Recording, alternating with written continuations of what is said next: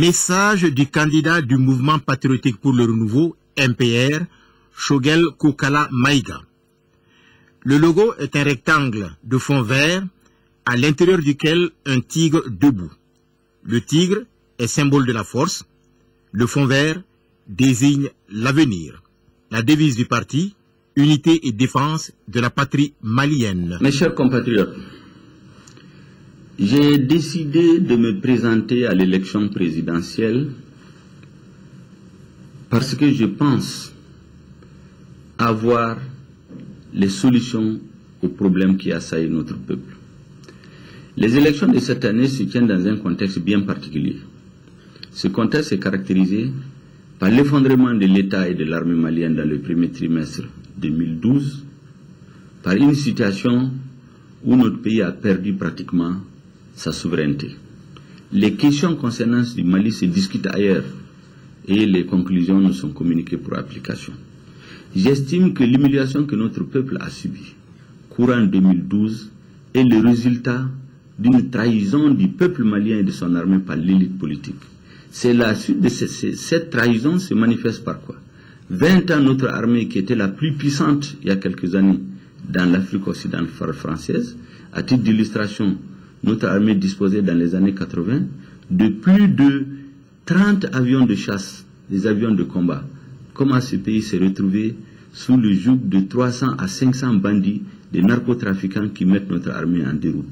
L'armée qui était l'une des armées les plus courageuses, qui a fait face à 2 rébellions, à 2 guerres à nos frontières, a dissuadé un autre pays d'attaquer le Mali. Comment cette armée s'est trouvée effondrée en quelques semaines? Nous estimons que c'est la trahison. Maintenant, pour trouver une solution à cette situation, nous estimons que nous devons nous attaquer à 5 priorités. La première, c'est de rebâtir l'État. Rebâtir l'État en reconstituant les forces armées et de sécurité, en les mettant dans les conditions de dissuader qui que ce soit, aussi bien à l'intérieur du Mali que à ses frontières, de s'attaquer à notre pays.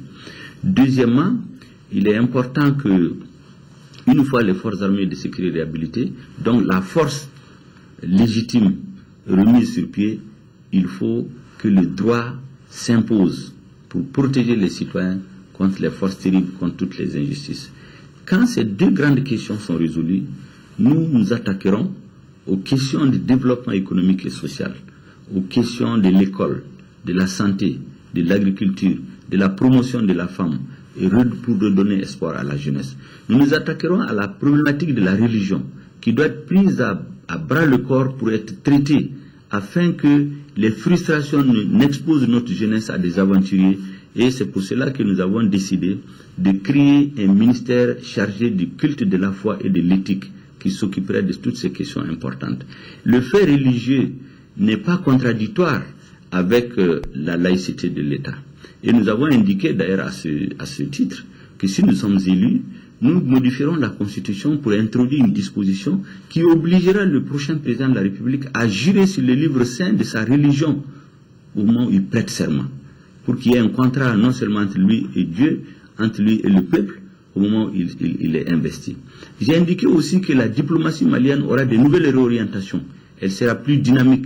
La voix du Mali sera plus entendue. La coopération avec les pays arabes sera renforcée. Dans nos missions diplomatiques, les arabisants dont le Mali regorge suffisamment seront dans nos missions diplomatiques pour éviter la situation où de l'ambassadeur jusqu'au chauffeur, personne ne parle arabe dans les pays arabes. Ces questions vont être résolues.